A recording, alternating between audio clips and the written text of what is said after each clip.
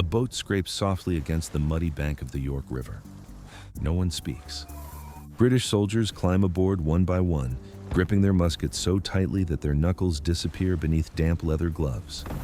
The moon is hidden behind thick clouds, leaving only the faint outline of the opposite shore. Somewhere beyond that darkness lies survival. If they can cross the river before dawn, Lieutenant General Charles Cornwallis still has a chance to save his army. The first boats push away without a sound. The oars barely disturb the black water. Officers whisper their commands. Every man aboard understands the stakes. Behind them, Yorktown is surrounded. American and French artillery pound the British defenses day after day, turning trenches into graves and buildings into splintered ruins. Food is scarce, ammunition is running low, reinforcements are nowhere in sight. This crossing is not another maneuver. It is the last move left. The first wave reaches Gloucester Point on the opposite bank exactly as planned. Cornwallis's officers allow themselves a cautious breath of relief. Perhaps the impossible is about to happen. Perhaps they can evacuate enough troops to break through the thin American lines to the north. Perhaps this campaign can still be rescued. Then the wind changes. At first, it is only a cold gust rolling down the river. Within minutes, the sky erupts. Rain lashes across the boats. The calm current transforms into violent water. Oars become useless as powerful gusts throw the small craft sideways. One boat nearly overturns, another disappears into the darkness. Officers scream orders that vanish beneath the roar of the storm. The carefully timed escape collapses in front of their eyes. Boats carrying elite British infantry are scattered across the river. Some are driven miles downstream, others struggle simply to avoid sinking. Those who already reached Gloucester Point cannot be reinforced. Those still waiting on the southern bank never leave at all. Before sunrise, Cornwallis has no choice. He recalls every surviving boat. The last escape route is gone. Few battles in history have hinged on a storm lasting only a few hours. Yet, on the night of October 16, 1781, the weather accomplished what thousands of soldiers had been trying to achieve for weeks. It trapped one of Britain's finest armies inside Yorktown. But the storm did not defeat Cornwallis. It merely sealed a trap that had been closing for months. To understand why nearly 8,000 experienced British soldiers found themselves with nowhere left to run, we have to rewind to a moment when victory still seemed inevitable, not for the Americans, but for Britain. Just a year earlier, the war looked completely different. The British had captured Charleston, shattered American forces at Camden, and regained control over much of the South. Regiment after regiment of Continental troops had been defeated. Loyalist support appeared to be growing. In London, many believed the rebellion was entering its final stage. At the center of that confidence stood one man, Lieutenant General Charles Cornwallis. Unlike many British commanders, Cornwallis was aggressive. He preferred decisive movement over cautious defense. Again and again, he pushed deeper into the southern colonies, convinced that each victory brought the crown closer to ending the rebellion forever. Yet every success created a new problem. American armies refused to stay defeated. Instead of risking total destruction, commanders like Nathaniel Greene abandoned territory to preserve their soldiers. They retreated, regrouped, and attacked British supply lines whenever opportunities appeared. Cornwallis could win battles, occupy towns, and still find the countryside slipping from his control the moment his troops marched away. It was a war unlike anything the British Army expected. The deeper Cornwallis advanced, the longer his supply lines became. Every wagon carrying food, ammunition, or medical supplies had to travel through increasingly hostile territory. Loyalist militias proved less reliable than London had hoped. Small American detachments struck isolated patrols, intercepted messengers, and forced British units to guard roads instead of advancing. Each victory demanded another march.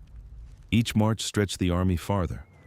By the spring of 1781, Cornwallis faced a decision that would shape the rest of the war. Rather than continue chasing Greene across the Carolinas, he turned north into Virginia. It looked like the logical move. Virginia supplied men, weapons, horses, and food to the Continental Army. Destroy those resources, establish a secure naval base on the Chesapeake, and Britain could cut the rebellion in half while maintaining direct support from the Royal Navy. On paper, the plan made perfect sense. What Cornwallis could not know was that hundreds of miles away, 3 other commanders were about to make decisions of their own. And together, those decisions would quietly begin building one of the most devastating traps in military history. For nearly 6 years, the British Army had been fighting the American Revolution with one overwhelming advantage: the sea. Wherever the Royal Navy could sail, British armies could move. Troops crossed rivers that blocked their enemies. Heavy artillery appeared where roads barely existed. Supplies arrived from New York, Charleston, or even directly from Britain. The ocean was not simply a highway, it was the backbone of the entire British war effort. Cornwallis understood that better than anyone. If Virginia could become a permanent naval base, Britain would dominate the Chesapeake Bay, isolate the southern colonies, and threaten Washington from multiple directions at once. Every major river in the region flowed toward British ships. Every campaign could begin with supplies arriving safely by sea. That was why he chose Yorktown. Situated on the southern bank of the York River, the small tobacco port looked almost designed for the Royal Navy. Deep water allowed ships of the line to anchor nearby. The narrow peninsula could be fortified. Across the river stood Gloucester Point, where British cavalry could protect the opposite bank and keep communication open. To Cornwallis, Yorktown wasn't a trap. It was an anchor. In August 1781, British engineers began transforming the quiet port into a fortified position. Earthworks spread across the ridges surrounding the town. Cannons overlooked the river. Redoubts rose on the outer defensive line. Thousands of soldiers dug trenches beneath the summer sun, while Royal Navy vessels carried supplies into the harbor. The work was exhausting. Yet few British officers questioned it. Why would they? The greatest navy on Earth controlled the surrounding waters. If danger appeared, transports could evacuate the army. If reinforcements were needed, they would sail in from New York. Every previous British campaign had depended on this partnership between army and fleet. There was no reason to believe this one would be different. Hundreds of miles away, however, General George Washington faced a dilemma of his own. For months, he had dreamed of attacking New York. The city remained Britain's most valuable stronghold in North America. Capturing it would be a political and military triumph unlike anything the Continental Army had achieved before. But dreams and reality rarely marched together. The fortifications around New York were immense. More importantly, they were supported by the Royal Navy. Every attempt to besiege the city risked disaster if British ships landed reinforcements behind American lines. Washington knew that attacking New York without naval superiority would almost certainly fail. Then a message arrived. It came from the French commander, Lieutenant General Jean-Baptiste Donatien de Vimeur, better known as the Comte de Rochambeau. The French had brought something America desperately lacked. Not merely soldiers, a fleet. Even more important, another message was already crossing the Atlantic. Admiral François-Joseph Paul, Comte de Grasse, commanding the powerful French fleet in the Caribbean, had to make a decision that would influence the entire war. He possessed 28 ships of the line, thousands of experienced sailors, and the freedom to choose where his fleet would strike next. The British expected him to remain in the West Indies. Instead, Washington and Rochambeau desperately hoped he would sail north. No one could force him.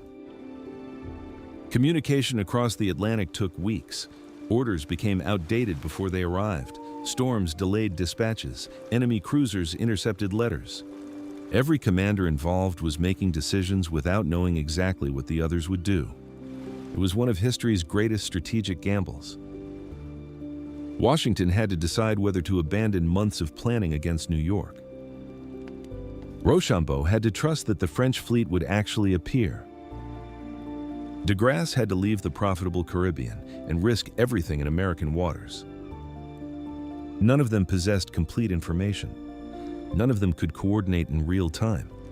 Yet, almost unbelievably, each man reached the same conclusion. Virginia. If the French fleet could close the entrance to the Chesapeake while the Allied armies marched south, Cornwallis would lose the one advantage every British commander had relied upon since the war began. The sea would disappear.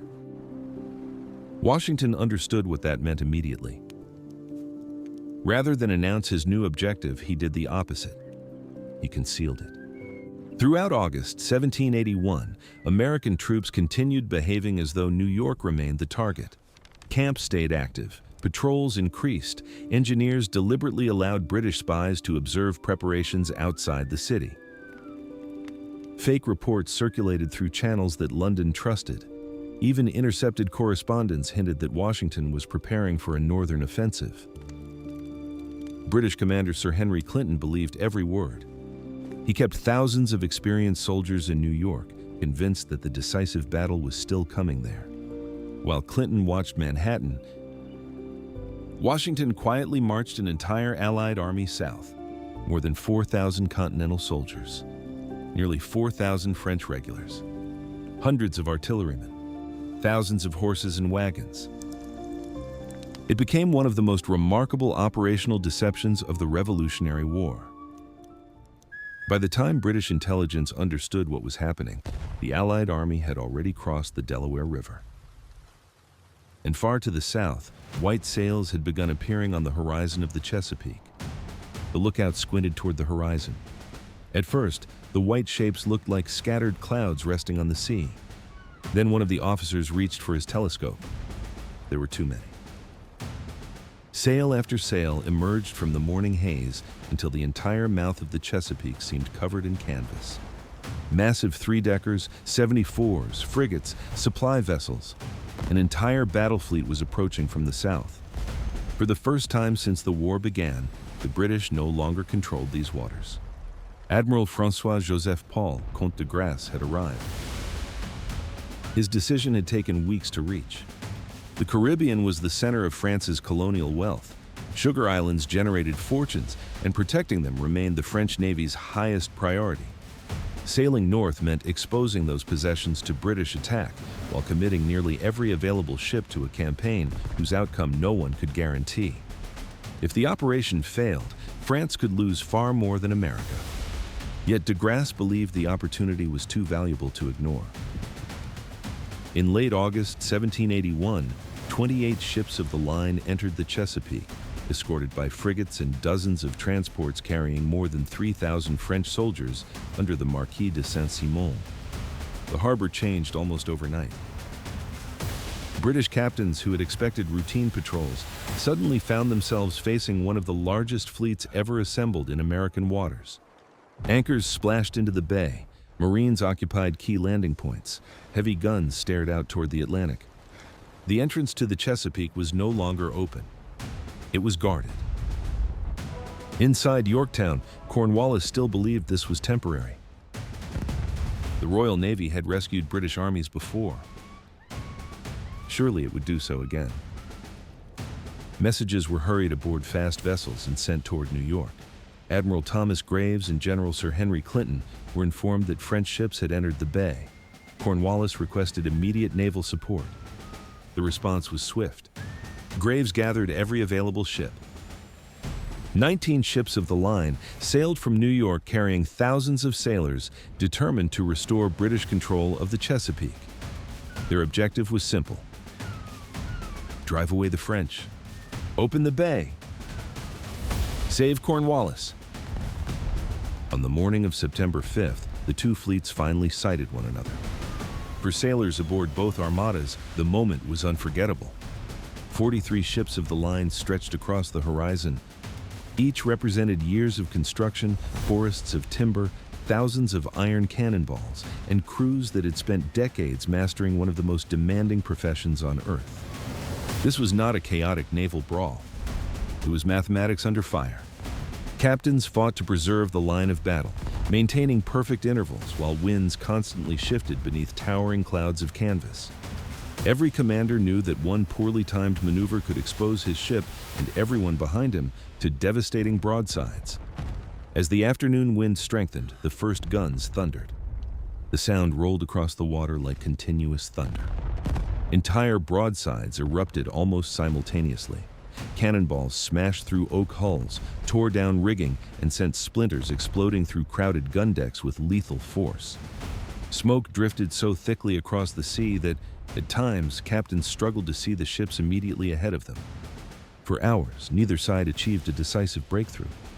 British gunnery remained disciplined. French seamanship proved equally impressive. Masts cracked. Rigging collapsed. Dozens of sailors disappeared beneath shattered timbers or were thrown into the sea. Yet as the firing gradually subsided, one reality became impossible to ignore. The British had failed. Graves had not broken the French line. He had not entered the Chesapeake. Most importantly, he had not reached Cornwallis. Here is what made the battle extraordinary. No ship was sunk or captured during the fighting, though the damaged British ship HMS Terrible was scuttled days later. To many observers in Europe, it looked almost inconclusive. But strategy is rarely measured by the number of wrecks floating on the water. It is measured by who controls the objective. And when Admiral Graves finally withdrew to repair his damaged fleet, Admiral de Grasse calmly sailed back into the Chesapeake. The entrance remained sealed. That single decision changed everything on land. Inside Yorktown, British officers still climbed the defensive works each morning, expecting to see the familiar outlines of Royal Navy warships appearing over the horizon. Instead, there was only the French fleet. Day after day, anchor after anchor, gun after gun. The sea that had protected every British campaign now belonged to someone else. For Cornwallis, the realization came slowly. No fresh supplies. No reinforcements. No evacuation. No rescue. His army, built around mobility and constant support from the sea, had become an isolated garrison trapped on a narrow peninsula. And while British soldiers watched helplessly from their earthworks, Washington's army was getting closer with every passing mile. By the time George Washington reached Williamsburg, he knew something extraordinary had happened. Not because Cornwallis had made a mistake, because for the first time in the entire war, Britain had lost control of the sea exactly where it mattered most. For years, every British campaign had followed the same pattern. If a battle went badly, the Royal Navy could evacuate the army. If supplies ran low, ships delivered more. If another offensive was needed, soldiers simply embarked and struck somewhere else. Now that system had collapsed. The French fleet sat across the entrance to the Chesapeake like a locked gate. Cornwallis was still inside. Washington wasted no time. Instead of allowing his exhausted army to recover after one of the longest marches of the Revolution, he ordered them forward immediately. Dust rose from thousands of boots as Continental soldiers marched beside disciplined French regulars. Blue coats and white uniforms moved together through Virginia's countryside, dragging heavy artillery behind endless teams of horses. It was an unlikely sight. Only a few years earlier, Britain had expected France to remain weakened after the 7 Years' War. Now, French engineers, French artillery, French infantry, and French sailors were helping surround an entire British field army. The alliance was finally paying its greatest dividend. On September 28, 1781, nearly 17,000 American and French troops reached Yorktown. From the British lines, the view was unsettling.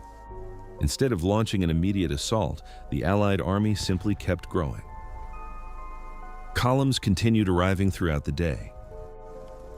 More infantry. More cannons. More wagons. More engineers. Every hour made the circle tighter. Cornwallis studied the ground carefully. His defensive works were impressive. Redoubts protected the approaches. Earthworks stretched across the ridges outside town. artillery overlooked the open fields. His soldiers had spent weeks preparing these positions. If Washington attacked head-on, British muskets and cannon could inflict terrible losses. Cornwallis expected exactly that. Instead, Washington ordered his men to pick up shovels. The first reaction among many British officers was confusion. Where was the assault? Why were thousands of enemy soldiers digging instead of charging?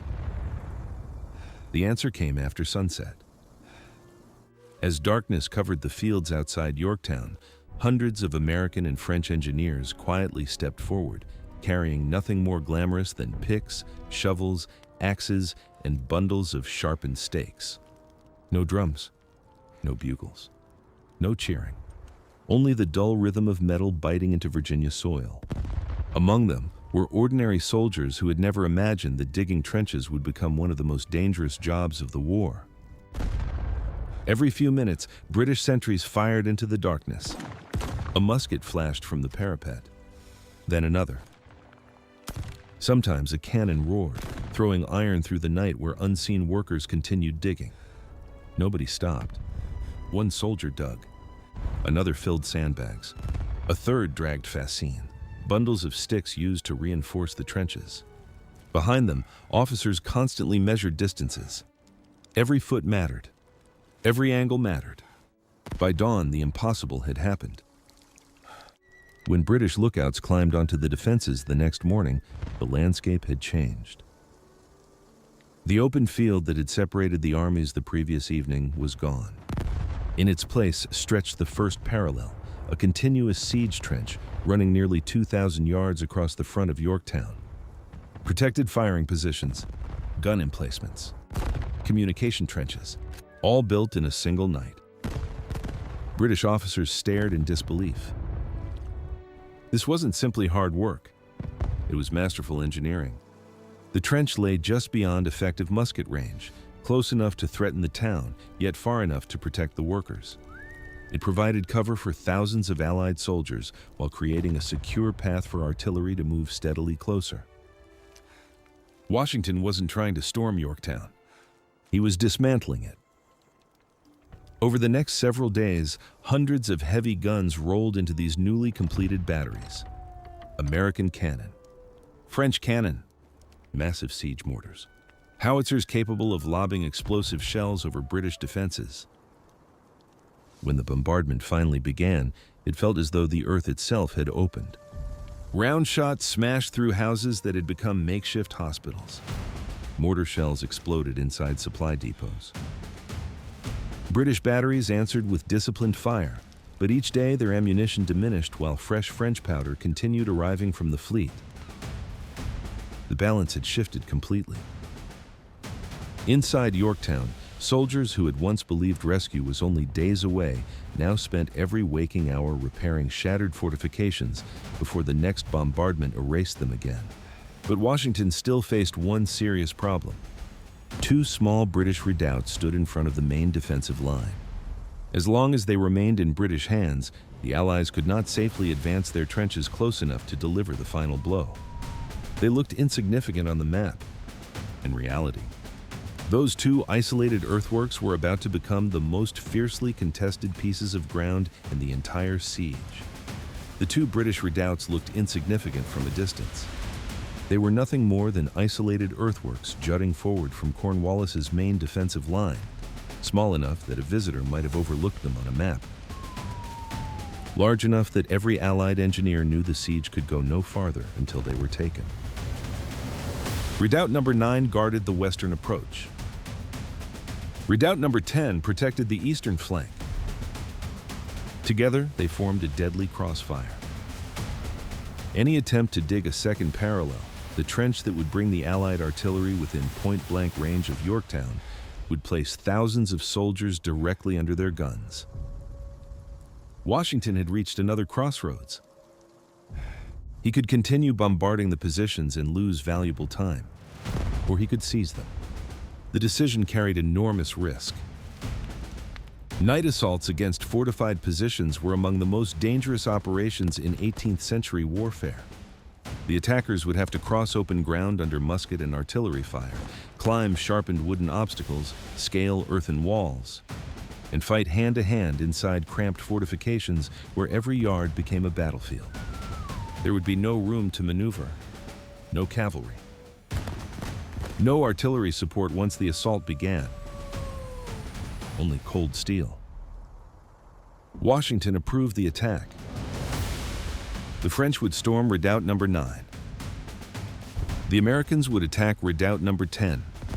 For the American column, command fell to a 26-year-old officer who had spent much of the war impatiently waiting for an opportunity to prove himself: Alexander Hamilton.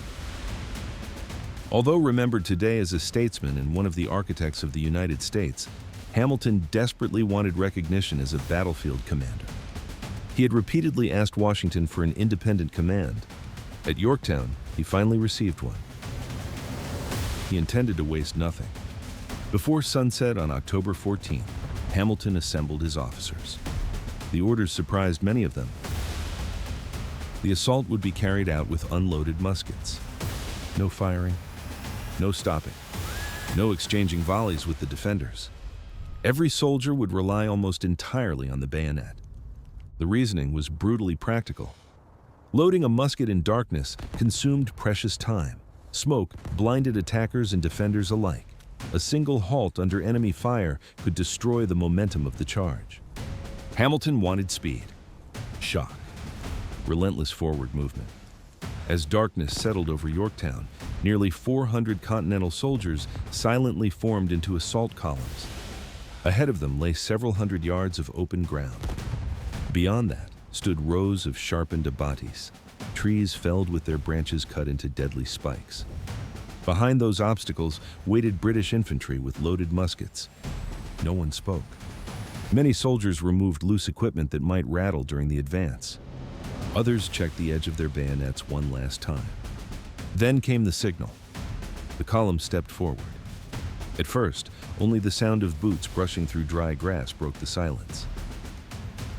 Then a British sentry shouted an alarm. A second later, the darkness exploded. Musket flashes ripped across the parapet. Round shot tore through the advancing ranks. Men stumbled. Some never rose again. But the column did not stop.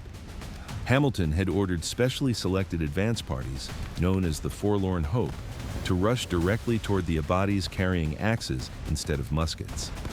Their task bordered on suicidal. While bullets struck the ground around them, they hacked desperately through tangled branches, opening narrow gaps just wide enough for the assault columns behind them. One officer fell. Another immediately seized the axe. The opening widened.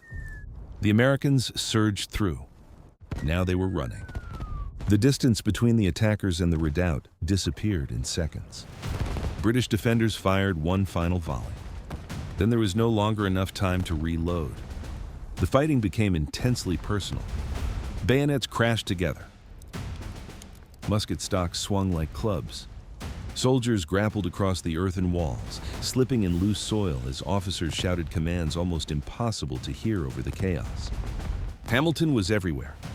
He moved along the line, urging his men forward, refusing to allow the attack to lose momentum even for a moment. Within minutes, the Americans were inside the redoubt. British resistance began collapsing from one position after another. Some defenders continued fighting with remarkable determination. Others realized the position could no longer be held. The white flag appeared. The entire assault had lasted less than 10 minutes. Across the battlefield, the French attack against Redoubt No. 9 had encountered even fiercer resistance. Unlike Hamilton's objective, Redoubt No. 9 was larger, more heavily defended, and protected by stronger obstacles. French grenadiers fought their way forward under devastating musket fire, suffering significantly higher casualties before finally forcing their way over the walls. By midnight, both redoubts belonged to the Allies. To many soldiers, they were simply two small forts captured during a long siege. To Washington's engineers, they represented something far more important: opportunity. Before dawn, work crews flooded into the newly captured positions. Picks struck the earth once again. Shovels moved without pause. By sunrise, the second parallel was already extending forward from the captured redoubts, bringing dozens of heavy siege guns dramatically closer to the heart of Yorktown. The effect was immediate. Every British position inside the town now lay under even heavier fire. There were no safe batteries, no secure supply depots, no headquarters beyond the reach of Allied cannon. For Cornwallis, the situation had become unmistakably clear. His defenses were no longer shrinking. They were being systematically erased. Yet even now, he refused to surrender. Instead, he prepared one final gamble. A desperate escape that depended on darkness, perfect timing, and the weather. The order was given after sunset. No drums, no bugles, no speeches. Only quiet voices passing instructions from one officer to the next. Lieutenant General Charles Cornwallis had reached the conclusion every commander dreads. Yorktown could no longer be defended. The artillery bombardment had become unbearable. Entire sections of the British line were collapsing faster than engineers could repair them. Ammunition was nearly exhausted. Hospitals overflowed with wounded men. Every hour, the Allied batteries moved closer. If the army stayed where it was, surrender was only a matter of time. But Cornwallis believed one narrow path still remained: escape. His plan was bold, and under different circumstances, it might even have worked. The York River separated his main force from Gloucester Point on the opposite shore, where Lieutenant Colonel Banastry Tarleton commanded British cavalry and additional troops. Cornwallis intended to ferry his infantry across the river during the night, unite both forces, and break north before Washington could react. Once moving again, the British army would become difficult to trap.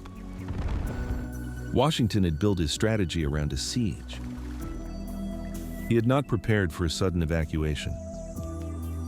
Everything depended on speed.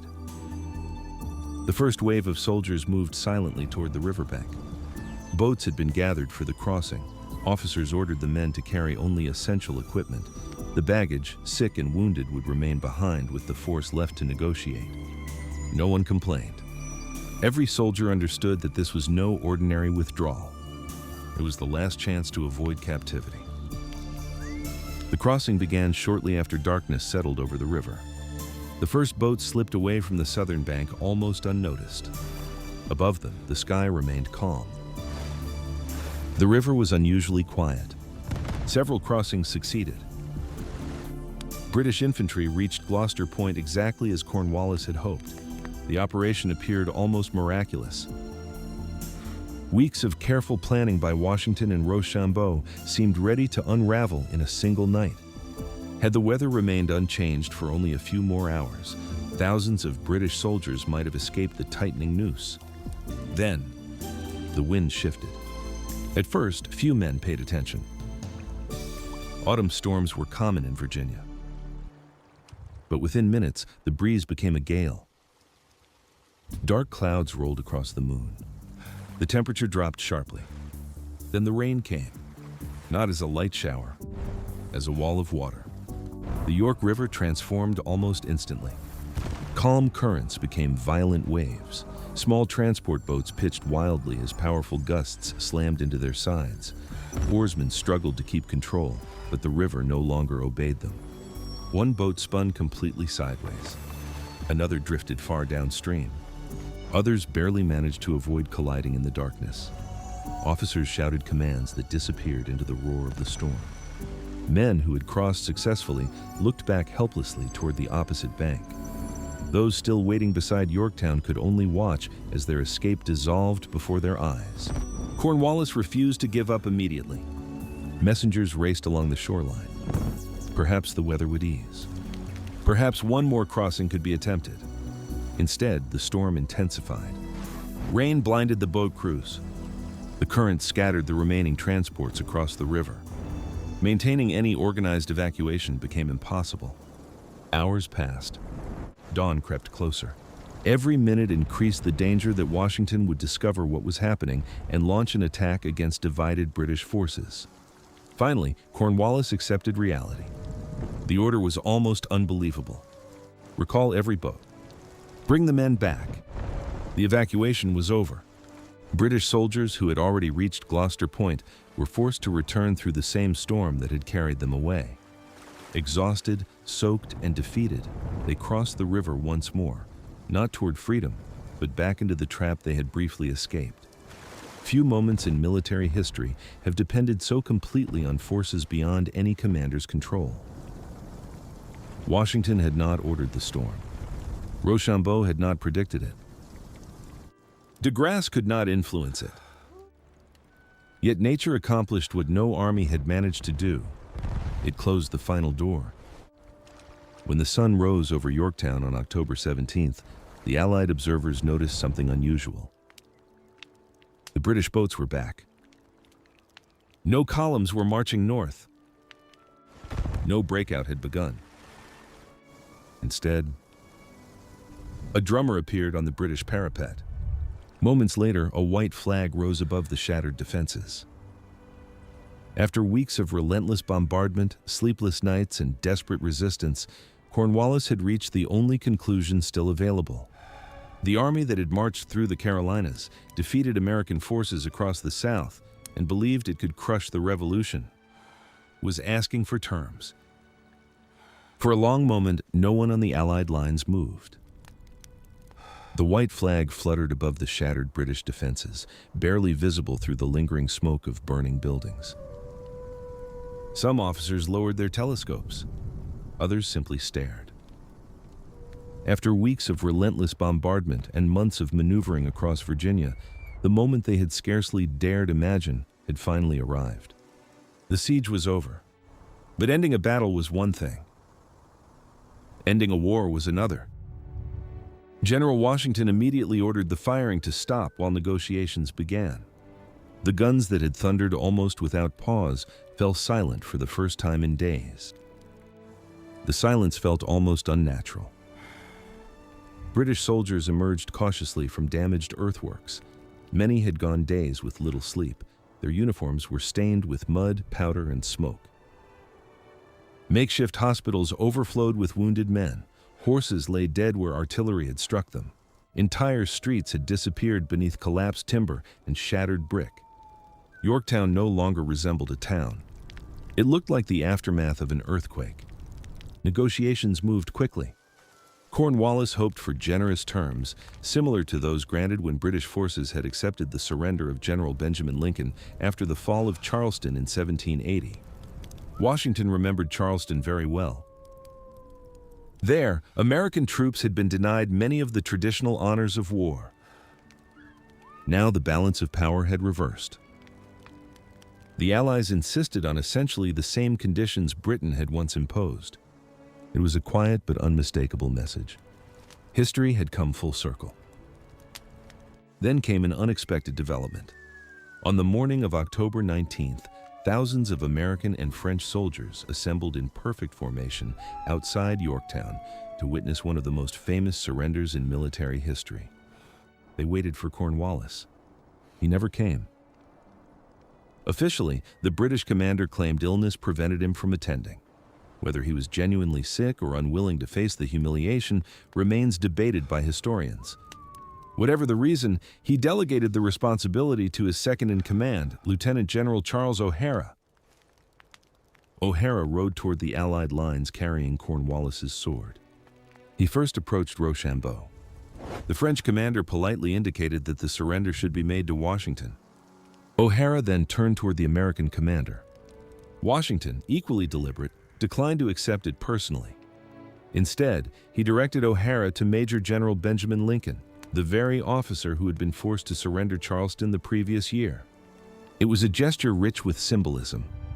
Without a single speech, Washington reminded everyone present that defeats could be reversed and that history often rewarded patience as much as courage. One by one, nearly 8,000 British and German soldiers marched out of Yorktown. They stacked their muskets, carried their regimental colors cased, grounded the weapons they had carried through years of campaigning. For professional soldiers of the 18th century, there was no greater acknowledgement that the battle was over. Many observers later remembered the silence. There were no wild celebrations from the American ranks, no mocking cheers, only disciplined lines of soldiers watching history unfold. Yet the true significance of Yorktown extended far beyond the battlefield. News crossed the Atlantic during the autumn. When reports reached London, the political shock was immediate. Lord North's government, which had directed Britain's war effort for years, found its support collapsing. According to later accounts, the Prime Minister reportedly exclaimed, "Oh God, it is all over." Strictly speaking, it wasn't. The Revolutionary War would continue until the Treaty of Paris was signed in 1783. British troops still occupied New York City. The Royal Navy remained one of the most powerful forces on Earth. Britain had not lost the ability to fight. It had lost the political will to continue paying the price. Yorktown convinced Parliament that crushing the rebellion would require far more money, more soldiers, and more years of war than anyone had anticipated. The victory had been built by thousands of decisions. Washington's willingness to abandon New York, Rochambeau's confidence in the alliance, de Grasse's decision to sail north, the discipline of French and American engineers, Hamilton's assault on Redoubt No. 10, the endurance of ordinary soldiers digging trenches under constant fire, and finally, a violent storm that scattered a handful of boats on the York River. No single moment won the American Revolution, but together, those moments created a chain that even the British Empire could no longer break. Today, Yorktown stands not merely as the site of a surrender, but as the place where strategy, cooperation, persistence, and a measure of chance converged to reshape the modern world.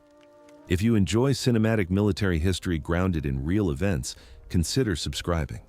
There are countless battles where one overlooked decision or one forgotten individual changed history forever. And now we'd like to hear from you. What do you believe truly decided Yorktown, the strategic brilliance of Washington and Rochambeau, the French victory at sea, or the storm that destroyed Cornwallis's final chance to escape? And tell us, which country are you watching from?